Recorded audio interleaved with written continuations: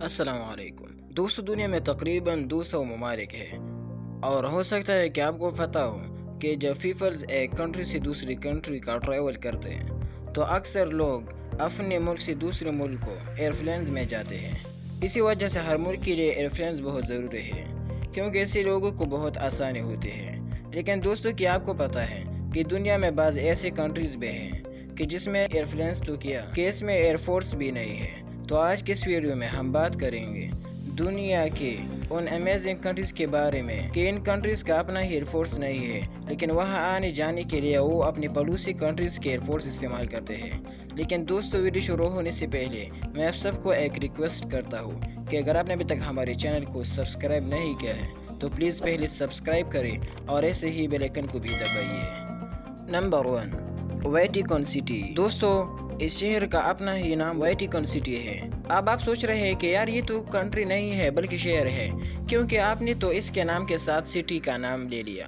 لیکن دوستو، ایسا بالکل نہیں ہے۔ دراصل میں اس کنٹری کا نام ویٹیکن سٹی اس لیے وضع کیا گیا ہے کیونکہ یہ اتنا چھوٹا ہے کہ جس طرح ایک عام شہر کا کل رقبہ 100-150 ایکڑ سے زیادہ نہ ہو، اسی طرح اس کنٹری کا بھی کل رقبہ تقریباً 109 ایکڑ ہے۔ اس کی وجہ سے اس کا نام ویٹیکن سٹی رکھ لیا ہے۔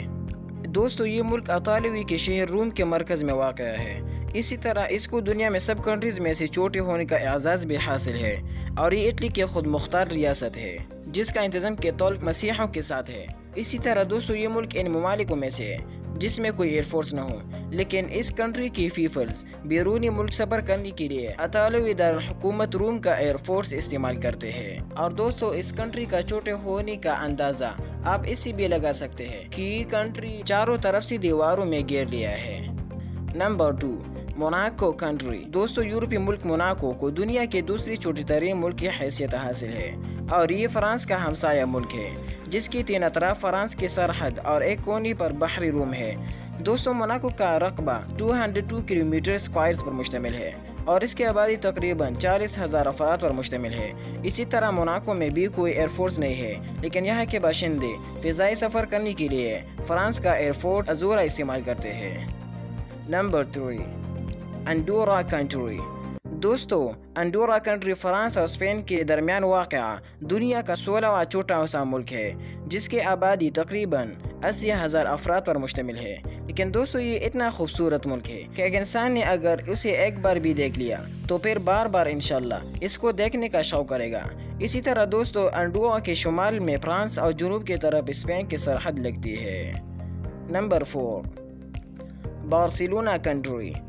جی دوستو، یورپ کے اس ملک بارسلونا میں بھی کوئی ایئر فورس نہیں ہے، اور شہریوں کو اسپین اور فرانس کے بارسلونا یا گیرونا یا پریپیگنن ایئر فورس استعمال کرنا پڑتے ہیں۔ اور اسی طرح انڈورا اور بارسلونا کنٹری بالکل ایک دوسرے کے قریب ہے۔ اگر انڈورا کے شہر بارسلونا کا سفر کرنا چاہے تو 2.5 گھنٹے میں انڈورا سے بارسلونا تک پہنچ جاتا ہے۔ نمبر 5، سان مارینو کنٹری۔ اسی طرح دوستو، دنیا کا 5واں چھوٹا ترین ملک سان مارینو ہے اور اس کے ارد گرد اطالوی کا سرزمین ہے۔ یہ کنٹری 61 کلومیٹر اسکوائر پر مشتمل ہے اور اس میں تقریباً 33,000 افراد اپنا زندگی گزارتا ہے۔ لیکن بدقسمتی کی وجہ سے اس ملک میں بھی کوئی ایئر فورس نہیں ہے، اور اس کنٹری کے پیپلز ہوائی سفر کے لیے 9 میل دور اٹلی کے ایک بین الاقوامی ہوائی اڈے میں جاتے ہیں اور وہاں سے اپنے سفر کا آغاز کرتے ہیں۔ Number 6، Liechtenstein country.